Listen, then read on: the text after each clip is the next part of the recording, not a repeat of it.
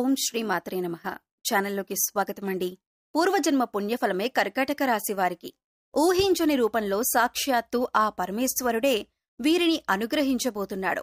కేవలం ఒకే ఒక్క అభిషేకం ఈ రాశివారి జీవితాన్నే మార్చేస్తుంది.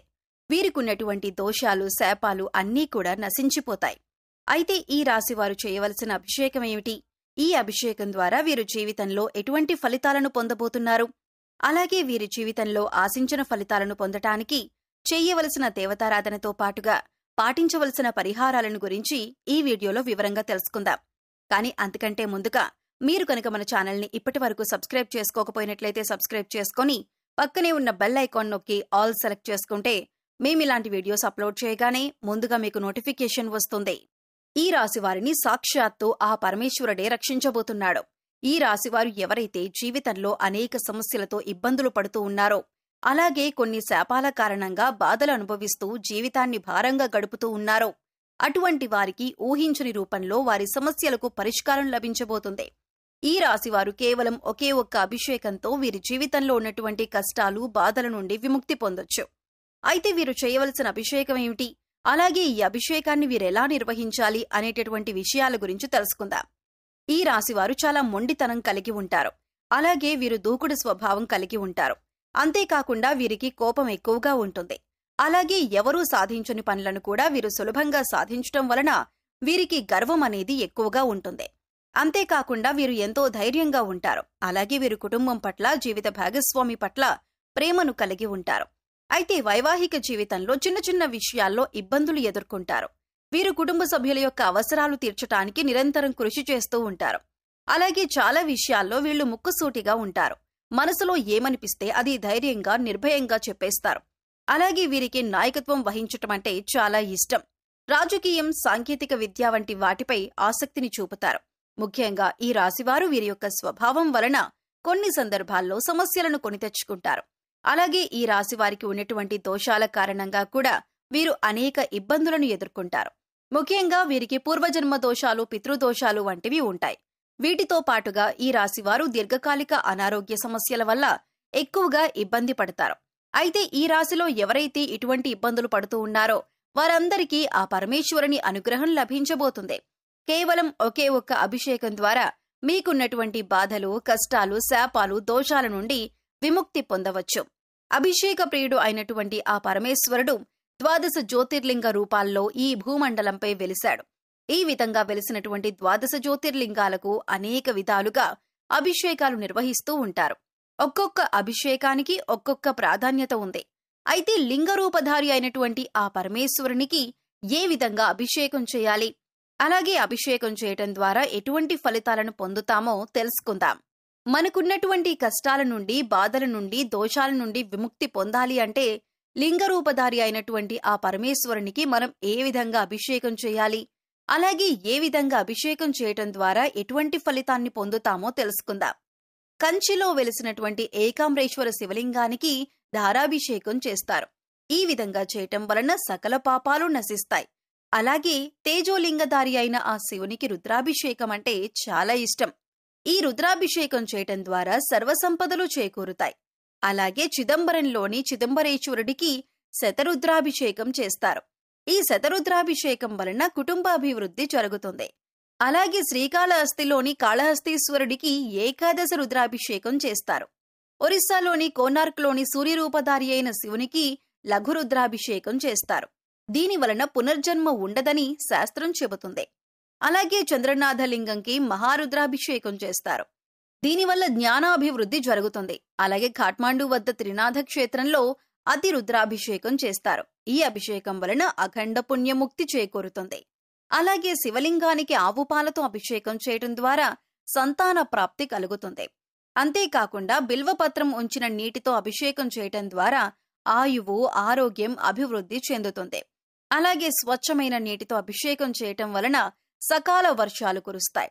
కొబ్బరి నీరు, తేనె, పండ్ల రసం, చెరుకు రసం, నెయ్యి లాంటి వాటితో అభిషేకం చేస్తే సకల పాపాలు నశించి ఆరోగ్యం, ఐశ్వర్యం, వంశాభివృద్ధి జరుగుతుంది. అంతేకాకుండా శివపూజ మహత్యంలో చాలా విశేషమైనటువంటి ఒక అభిషేకాన్ని గురించి వివరించారు. అదే సహస్ర ఘటాభిషేకం.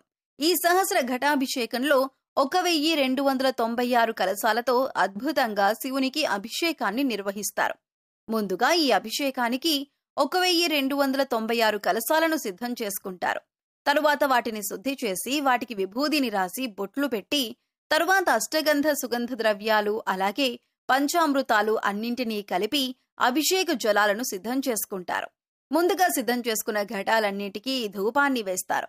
తరువాత వాటన్నింటినీ ఒక క్రమ పద్ధతిలో ఉంచి తయారు చేసినటువంటి అభిషేక జలాన్ని ఆ కలశాల్లో నింపి పూజా కార్యక్రమం నిర్వహిస్తారు.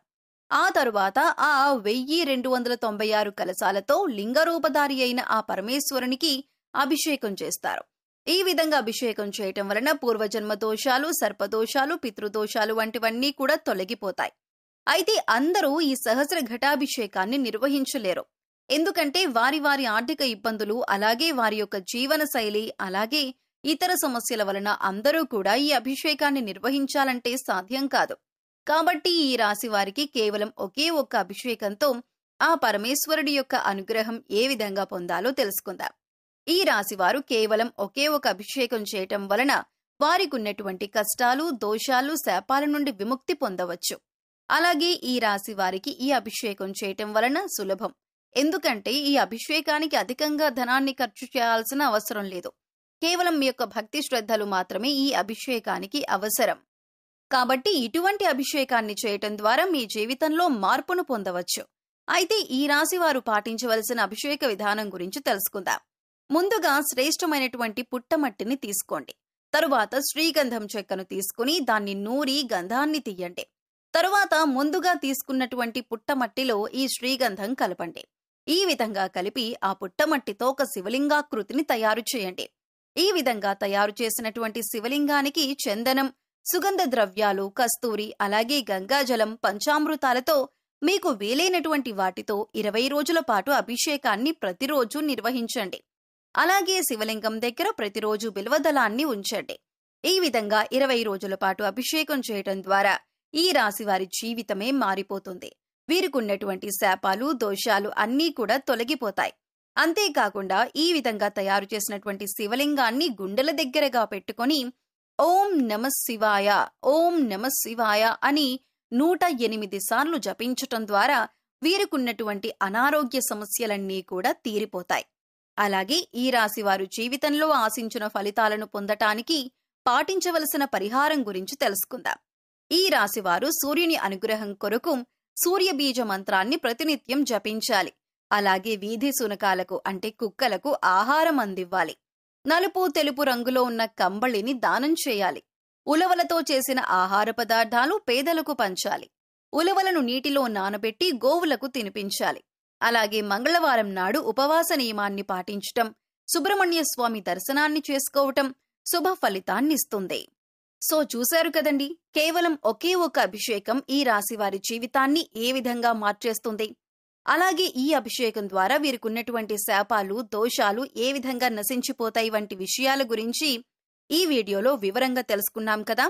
ఈ వీడియో మీకు నచ్చినట్లయితే లైక్ చేయండి. మీ ఫ్రెండ్స్ అండ్ ఫ్యామిలీ మెంబర్స్ లో కర్కాటక రాశి వారు ఉంటే వారితో ఈ వీడియోని షేర్ చేసుకోండి.